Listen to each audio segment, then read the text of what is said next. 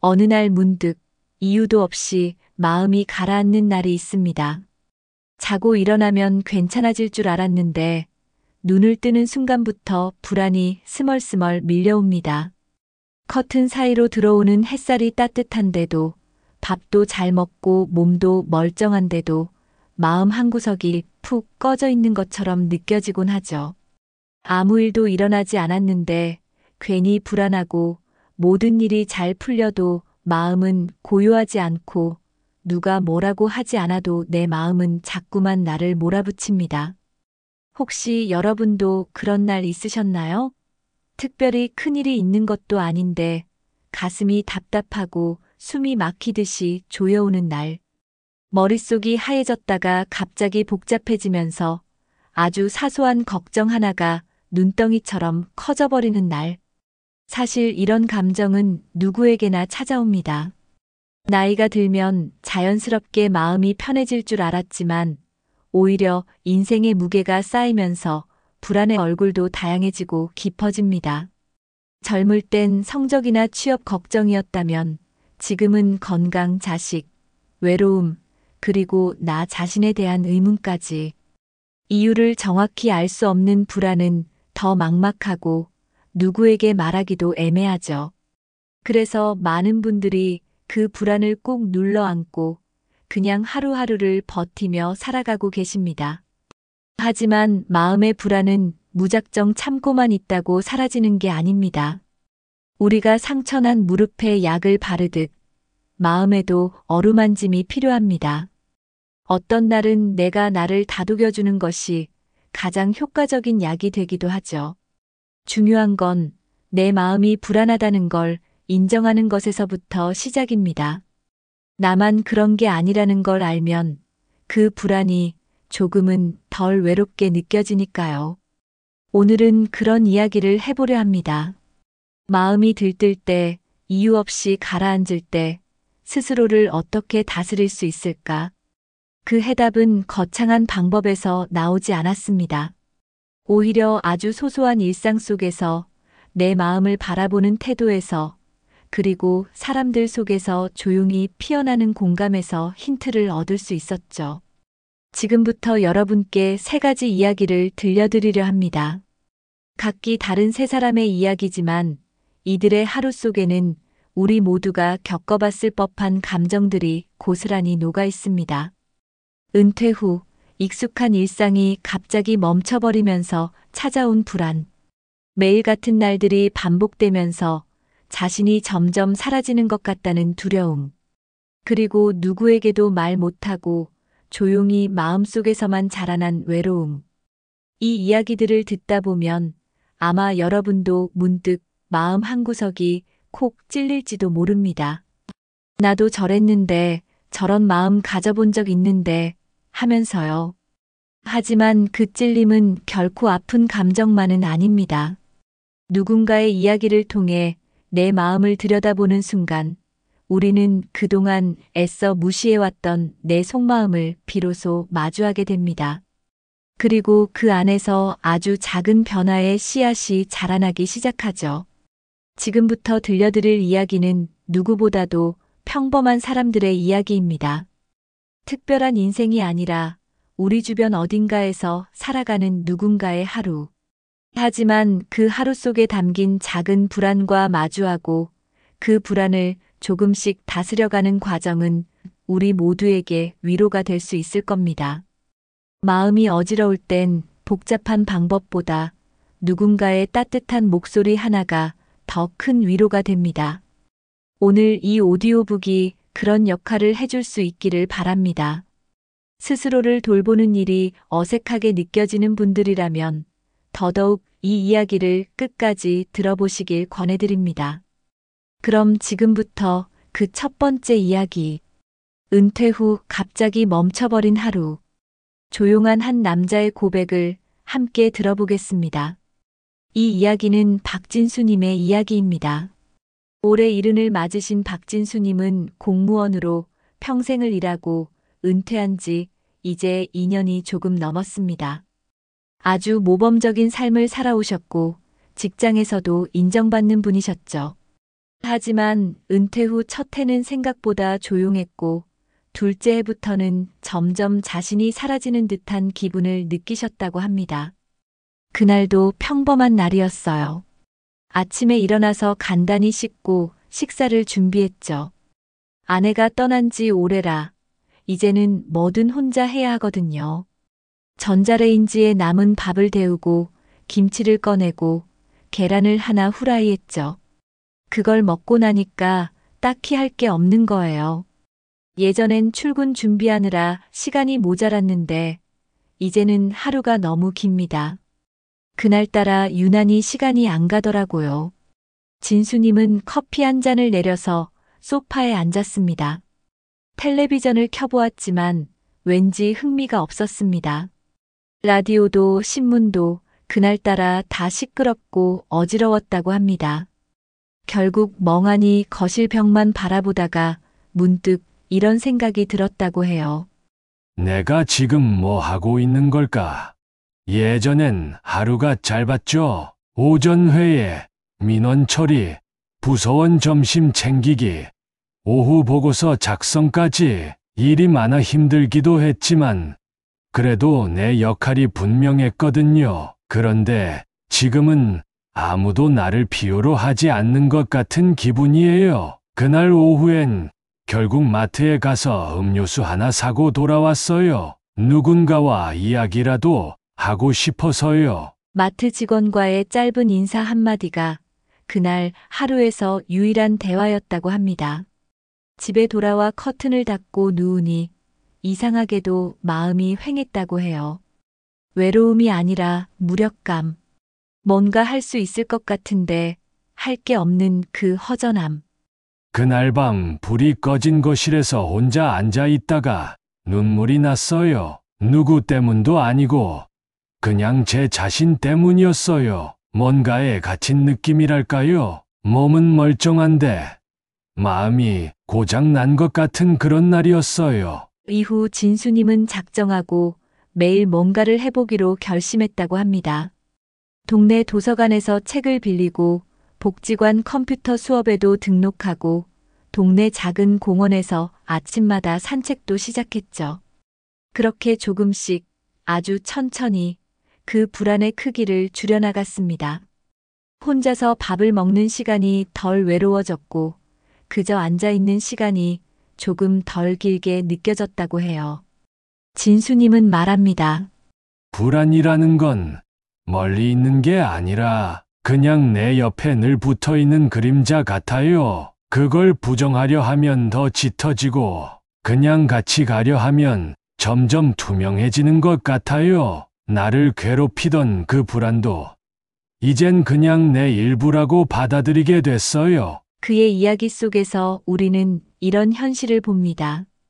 은퇴는 단지 일을 그만두는 게 아니라 익숙했던 내 역할을 내려놓는 일이기도 하다는 것.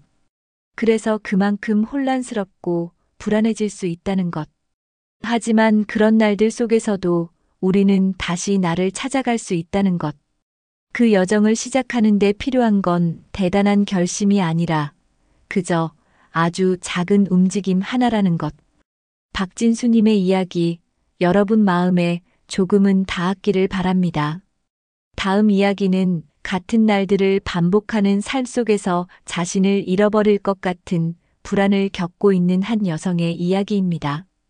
함께 들어보겠습니다. 조용했던 저녁이었습니다. 늦가을 햇살이 창문을 비추고 있었고 아파트 복도에는 아이들이 뛰노는 소리가 가볍게 스쳐 지나갔습니다. 서정혜 씨는 그날도 평소처럼 거실 소파에 앉아 있었어요. 따뜻한 유자차를 한 모금 마시며 자주 듣던 라디오를 틀어놓고 뜨개질을 하고 있었습니다. 무릎 담요 위에 포근하게 얹힌 실타래를 정성껏 풀어내던 중이었죠.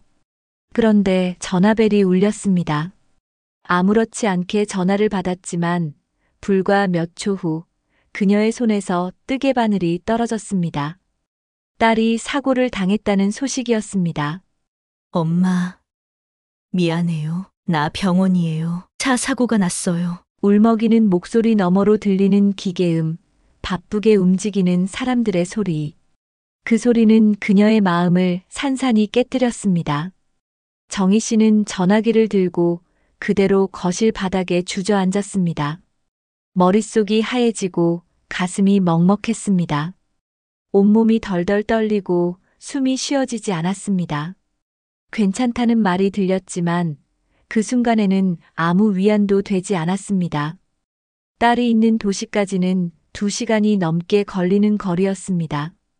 당장 차를 몰고 갈 수도 없었고 병원에 따라붙어 있기도 어려운 상황이었습니다.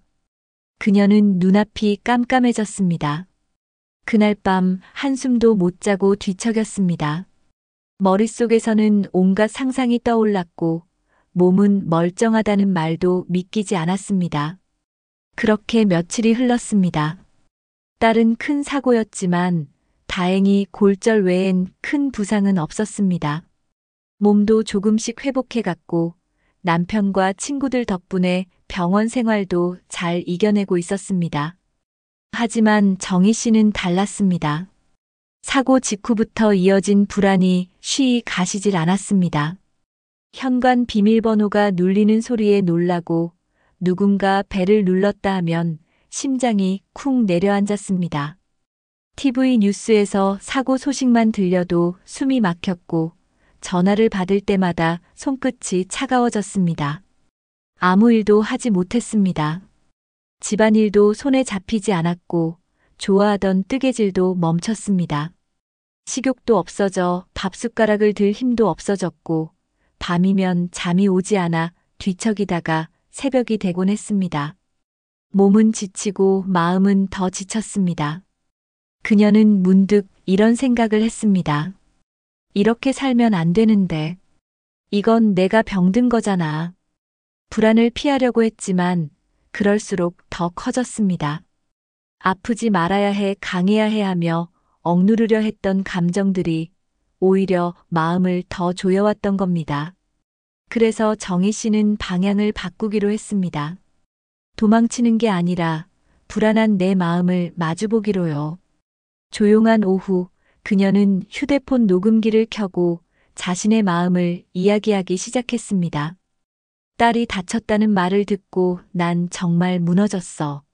숨이 멎는 줄 알았어. 그날 밤 난 아무것도 할 수 없었고 지금도 여전히 무서워. 하지만 나도 알고 있어. 그 아이는 잘 버티고 있고 나도 이렇게는 안 될 것 같아서 이 말을 해보는 거야. 그렇게 시작된 정희 씨의 자기 고백은 매일 조금씩 이어졌습니다. 그날 느꼈던 감정들, 쏟아지는 걱정들, 그리고 자신이 놓치고 있던 고마운 것들까지. 자신의 목소리를 통해 자신의 마음을 듣는 시간, 그것이 처음엔 어색했지만 점점 익숙해졌습니다. 딸이 웃으며 영상통화를 걸어왔던 날, 그녀는 비로소 마음 깊이 안심할 수 있었습니다. 엄마, 나 이제 괜찮아. 이틀 뒤면 퇴원해요. 그 말을 들었을 때 정희 씨는 처음으로 눈물을 흘렸습니다. 그동안 참고 있던 마음이 무너졌고 그 눈물 속에서 불안은 조금씩 빠져나갔습니다. 불안은 사라지지 않습니다. 다만 정희 씨처럼 그것을 피하지 않고 인정하고 자기만의 방식으로 표현하면 조금은 덜 두려운 감정이 될 수 있습니다. 지금도 그녀는 때때로 그날의 감정을 떠올립니다. 하지만 이제는 그 감정에 압도되지 않습니다. 불안은 어쩌면 사랑하는 마음이 만든 그림자일지도 모릅니다. 그러니 그 마음을 미워하지 않기로 한 겁니다. 다음 사연 이어서 갈게요. 박영자 씨는 73입니다. 결혼 생활 50해가 넘었고 남편과는 언제부턴가 친구처럼 살고 있었습니다. 말수는 적지만 자상했던 남편 박 선생은 퇴직 후로도 매일 아침마다 신문을 정독하며 동네 사람들과 바둑을 두러 다니는 규칙적인 생활을 이어가고 있었죠. 그날도 마찬가지였습니다. 아침 일찍 집을 나간 남편은 평소처럼 바둑 두러 갔다며 나섰습니다. 그런데 오후 4시가 넘도록 돌아오지 않았습니다. 전화기도 꺼져 있었고 함께 있던 분들과도 연락이 닿질 않았습니다. 그러던 중 낯선 번호로 전화 한 통이 걸려왔습니다. 어르신 댁 맞으시죠? 저희 병원인데요. 남편분께서 길을 잃은 채 쓰러져 계셔서. 순간 영자 씨의 심장은 쿵 내려앉았습니다. 휴대폰을 쥔 손이 떨리고 바닥이 푹 꺼지는 느낌이 들었습니다. 달려간 병원에서 마주한 남편은 멀쩡한 얼굴이었지만 정작 자신이 왜 거기 있는지도 몰라 하고 있었습니다. 의사는 조심스럽게 말했습니다. 정확한 진단은 더 봐야 알겠지만 초기 증상으로는 치매 가능성을 염두에 둬야 합니다. 그 말을 듣고 난 뒤 영자 씨의 시간은 느리게 흘러갔습니다. 마치 영화 속 한 장면처럼 세상이 멈춘 듯 했습니다. 눈앞에 있는 남편은 그저 멍한 눈빛으로 침대 끝을 바라보고 있었고 그 모습을 보는 것만으로도 가슴이 무너졌습니다. 집으로 돌아온 뒤에도 마음은 한없이 불안했습니다. 혹시 다음에는 진짜로 사라지면 어쩌지? 내가 혼자 감당할 수 있을까? 불안은 깊은 바닥에서 차오르는 물처럼 그녀를 휘감았습니다. 며칠 동안 남편의 모습이 달라지는 게 눈에 보였습니다. 언제 밥을 먹었는지 잊어버리고 대화를 하다가도 갑자기 멍하니 먼 곳을 바라보다가 내가 왜 여기 있지? 하고 중얼거리는 일도 생겼습니다. 그때부터 영자 씨는 하루에도 수십 번씩 흔들렸습니다. 이게 정말 시작일까? 아직 아닐지도 몰라. 내가 과민 반응하는 걸지도. 하지만 부정한다고 해서 현실이 달라지지 않았습니다. 그녀는 결국 가까운 복지관 상담실에 찾아갔습니다. 전문가와 마주 앉아 처음에는 말도 못 꺼내고 눈물만 흘렸지만 조금씩 입을 열었습니다. 남편이요 평생을 지켜준 사람이었는데 이제는 제가 그 사람을 지켜야 할 것 같아요. 그런데 겁이 납니다. 무섭고 서럽고 내가 잘할 수 있을까 두렵습니다. 상담 선생님은 조용히 고개를 끄덕이며 말했습니다. 불안은 너무 자연스러운 감정이에요. 그 감정을 숨기려고 하지 마세요. 그 대신 지금 느끼고 있는 걸 그대로 말하고 인정해 주는 것부터 시작해 보세요. 그날 이후로 영자 씨는 마음을 바꾸기로 했습니다. 불안을 애써 없애려고 하지 않기로요. 남편 앞에서도 자신 앞에서도 그 감정을 솔직하게 인정하기로 한 겁니다. 여보 사실 나 무서워. 당신이 달라지는 게 보여서 너무 겁이 나. 그 말에 남편은 아무 대답을 하지 않았지만 그녀의 손을 꼭 잡아주었습니다. 그 따뜻한 손길 하나에 그녀는 위로를 받았습니다. 그리고 알게 되었습니다. 우리는 약해져도 괜찮고 두려워해도 괜찮다는 것을. 지금도 영자 씨는 불안합니다. 하지만 그 불안을 받아들였기에 더는 무너지지 않습니다. 상담도 계속 받고 있고 복지관에서 치매 가족 모임에도 나가며 자신과 비슷한 상황에 놓인 사람들과 서로의 이야기를 나누고 있습니다. 그녀는 말합니다. 불안은 나쁜 게 아니더라고요. 그건 사랑하는 사람을 지키고 싶은 내 마음이었어요. 이제는 그 마음을 끌어안고 오늘 하루를 따뜻하게 살아가려 해요. 이번 마지막 이야기는 김명자 어르신의 사례입니다. 올해 70을 넘긴 명자 어르신은 남편과 함께 조용한 시골 마을에서 살고 계십니다. 겉보기엔 평온한 일상이지만 사실 그분에겐 아무에게도 말 못한 밤이 있었습니다.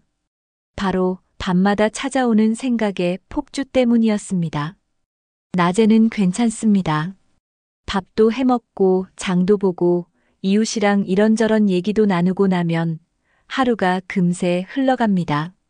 그런데 해가 지고 방안이 어두워지기 시작하면 명자 어르신의 머릿속에도 하나둘씩 그림자가 드리우기 시작합니다. 내가 이렇게 가만히 있어도 되는 걸까? 남편 건강은 괜찮을까? 딸아이는 미국에서 잘 살고 있는 걸까? 혹시 무슨 일은 없는지. 생각은 하나로 끝나지 않았습니다. 처음엔 그저 이런저런 걱정이겠거니 했습니다.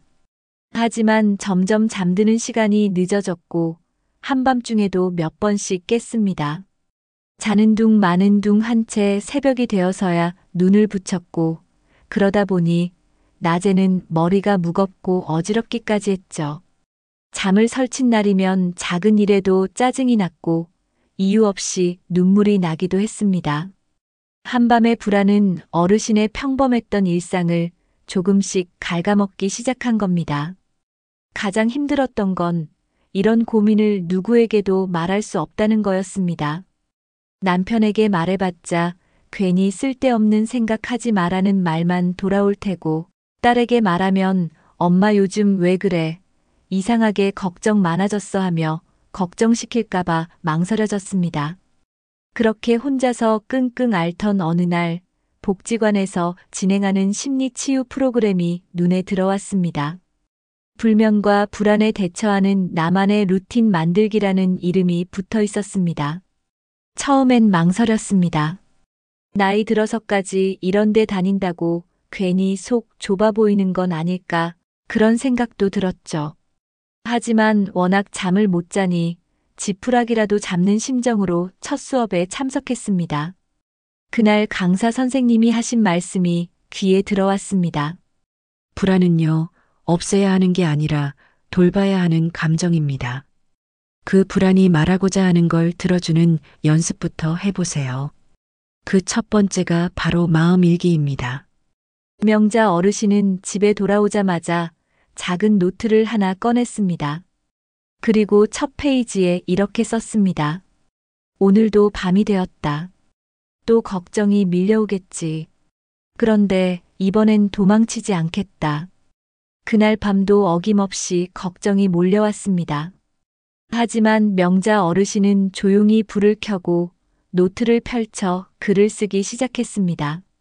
남편의 허리가 요즘 자주 아파 보인다. 병원에 같이 가보자고 해야겠다. 딸아이는 통화할 때 웃었지만 그 속마음은 어떤지 한번 편지를 써볼까. 나 자신에게도 너무 무관심했던 것 같다. 내 마음이 왜 이렇게 시끄러운지 묻고 싶다. 글을 쓰다 보니 신기하게도 머릿속이 차분해졌습니다. 그동안은 그냥 걱정이 떠오르면 그 걱정 속에 푹 빠져 허우적댔는데 이렇게 글로 꺼내놓으니 걱정도 어느 정도는 형태가 보이고 내가 할 수 있는 게 뭔지도 눈에 들어오기 시작했습니다. 그날 밤 명자 어르신은 몇 달 만에 비교적 푹 잘 수 있었습니다. 완벽하진 않았지만 새벽에 덜 깼고 아침에 일어났을 때 마음이 훨씬 가벼웠다고 합니다. 그 후로 명자 어르신은 매일 밤 같은 시간에 작은 스탠드를 켜고 마음 일기를 씁니다. 딱 10줄만 쓰는 게 원칙입니다. 쓰다 보면 억지로 생각을 정리하지 않아도 내면의 목소리가 자연스럽게 흘러나온다고 하시더군요. 그리고 또 하나의 변화가 생겼습니다. 바로 수면 루틴을 만들게 된 겁니다. 예전엔 불을 끄고 그냥 침대에 누웠다면 지금은 글을 쓰고 따뜻한 물 한 잔을 마신 후 가볍게 명상 음악을 틀어놓고 심호흡을 하며 눈을 감습니다. 나는 지금 충분하다. 오늘 하루도 잘 해냈다. 이 말을 조용히 속으로 반복하면서 잠이 드는 연습을 하고 있죠. 사실 처음에는 명상이란 게 뭐 별건가 했습니다. 근데 해보니까 생각보다 효과가 있더랍니다. 특히 그날의 불안을 몸 안에 고스란히 안고 잠드는 게 아니라 내쉬는 숨과 함께 흘려보내는 그 순간 마음이 한결 가볍고 따뜻해졌다고 해요. 지금은 이 루틴이 명자 어르신의 하루 중 가장 소중한 시간이 되었습니다. 남편도 이제는 그 시간엔 조용히 텔레비전을 끄고 함께 음악을 듣곤 합니다. 말은 없어도 그 따뜻한 시간 속에서 서로가 서로를 지탱해주고 있는 느낌이 든다고 하셨습니다. 물론 아직도 가끔은 예기치 않은 걱정이 몰려오는 날도 있습니다. 하지만 이제는 그 불안에 휩쓸리지 않습니다. 아, 지금 내가 또 걱정에 빠지려 하는구나. 그걸 인식하는 것만으로도 마음의 균형이 생긴다고 말씀하시더군요. 어르신은 이렇게 말합니다. 마음이란 건요. 꼭 누군가에게 털어놓아야만 가벼워지는 게 아니더라고요. 그저 내가 나를 들여다봐 주기만 해도 마음은 고요해질 수 있어요. 이야기를 듣는 분들 중에도 밤마다 뒤척이며 한숨으로 새벽을 보내시는 분이 계신다면 명자 어르신의 방법을 한번 따라 해보셔도 좋겠습니다. 마음을 억지로 조용히 하려 하지 말고 오히려 꺼내놓고 들어주는 것부터 시작해 보세요. 그게 불안을 다스리는 첫걸음일지도 모릅니다. 지금까지 세 분의 이야기를 들으시며 여러분도 아마 마음 한구석이 찌르르 하거나 나도 비슷했는데 싶은 순간이 있었을 겁니다. 이분들이 겪은 불안은 모두 다른 얼굴을 하고 있었지만 그 바닥엔 공통점이 있습니다. 갑작스레 무너지는 일상, 예상치 못한 변화, 마음이 감당하기엔 너무 큰 파도, 누구에게나 찾아올 수 있는 순간이죠. 그리고 그때 우리가 어떤 선택을 하느냐에 따라 그 불안은 우리를 집어삼킬 수도 있고 반대로 우리를 더 단단하게 만들 수도 있습니다. 이제부터는 앞서 들려드린 이야기를 바탕으로 불안을 다스리는 데에 도움이 될 수 있는 3가지 방법을 함께 정리해 보려 합니다. 꼭 복잡하고 어려운 방법이 아니라 지금 이 방송을 듣고 계신 여러분이 일상 속에서 쉽게 실천할 수 있는 아주 소박하지만 강력한 방법들입니다. 첫째, 루틴의 힘을 믿으셔야 합니다. 들려드린 이야기 중 은퇴 이후 아무것도 하지 않는 하루의 불안이 밀려온다는 걸 깨닫고 작은 루틴을 만들어 가셨죠. 그분이 선택한 건 아주 단순한 것들이었습니다. 같은 시간에 일어나기, 차 한 잔 마시기, 동네 한 바퀴 걷기. 그런 것들이 무슨 큰 힘이 되겠냐 싶지만 막상 해보면 알게 됩니다. 마음이 어지러울수록 손에 잡히는 일정이 필요합니다. 하루가 예측 가능해지면 마음이 조금씩 가라앉습니다. 그리고 그 평범한 일상 속에서 나도 괜찮게 살아가고 있구나 하는 자존감이 자라기 시작하죠. 둘째, 감정을 억누르지 않고 솔직하게 인정하는 용기가 필요합니다. 두 번째 이야기, 자녀의 사고 소식을 들은 어머니의 이야기를 기억하시죠? 처음엔 감정이 너무 벅차서 식사도 잠도 제대로 못하셨지만 결국은 그 불안을 부정하거나 도망치지 않고 조금씩 마주하면서 회복의 발판을 만들어 나가셨어요. 때로는 괜찮다고 말하는 것보다 나 지금 너무 힘들어요라고 말하는 것이 훨씬 용기 있는 행동입니다. 눈물 흘리는 걸 부끄러워하지 마세요. 혼자 끙끙 앓는 것보다 누군가에게 털어놓고 스스로도 자신의 감정을 인정해주는 것이 훨씬 더 건강한 회복의 시작입니다. 감정은 억누른다고 사라지지 않아요.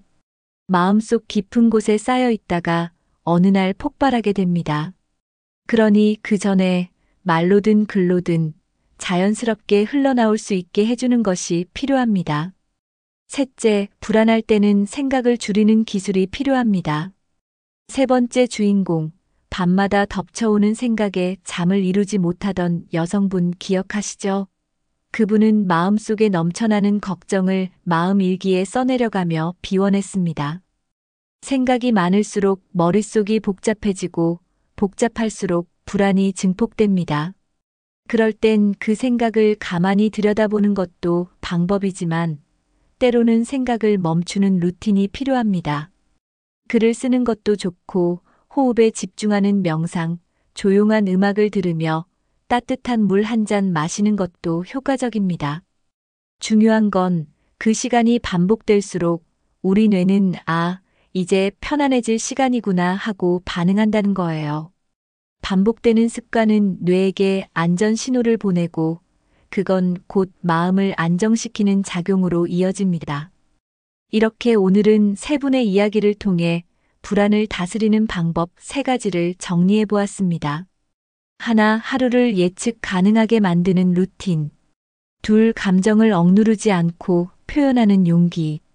셋, 생각을 잠시 내려놓는 습관. 이 셋만 잘 챙겨도 마음의 불안은 훨씬 덜 날카롭게 다가올 겁니다. 혹시 지금 마음이 어지럽고 불안이 머릿속을 가득 채우고 있다면 지금 이 순간부터 하나만 실천해 보세요. 오늘 저녁엔 잠들기 전에 종이 한 장 꺼내 마음속 이야기를 써보시는 것도 좋고, 내일 아침엔 이불을 정리하며 오늘 하루를 어떻게 보낼지 작은 계획을 세워보시는 것도 좋습니다. 아주 작은 변화가 큰 마음의 평화를 불러올 수 있다는 걸 꼭 기억해 주세요. 이야기를 정리하며 다시 생각해 봅니다. 하루하루를 허망하게 보내다 루틴을 통해 삶의 중심을 다시 세운 분, 뜻밖의 전화 한 통에 무너졌지만 눈물과 고백을 통해 회복해간 어머니, 밤마다 덮쳐오는 생각의 폭주 속에서도 작은 습관 하나로 마음을 다스리기 시작한 여성까지. 각기 다른 이야기지만 그 속에는 하나같이 공통된 감정이 흐르고 있었습니다. 바로 불안이라는 이름의 그림자였습니다. 불안은 눈에 보이지도 않고 손에 잡히지도 않지만 우리의 마음을 조용히 짓누르며 삶의 무게를 몇 배나 무겁게 만들곤 하죠. 그렇다고 해서 불안을 완전히 없애는 것이 답은 아닙니다. 우리는 이제 그걸 잘 압니다. 불안은 없애는 것이 아니라 품고 살아가는 것이라는 걸요. 조금 불편하더라도 그 감정을 억누르지 않고 마주보고 다정하게 달래는 것이야말로 지금 우리에게 필요한 지혜일지 모릅니다. 그리고 우리는 그 방법을 이미 조금씩 실천하고 있습니다. 어느 날은 일찍 일어나 햇살 좋은 아침을 맞이하며, 어느 날은 나를 위해 밥 한 끼를 정성껏 지으며, 또 어느 날은 자정 무렵 조용한 방에서 마음을 내려놓으며, 이 모든 행동 하나하나가 불안과 잘 지내는 법을 익혀가는 여정입니다. 누군가는 그걸 회복 탄력성이라 부르겠지만 저는 이렇게 말하고 싶습니다. 살아가는 힘이라고요.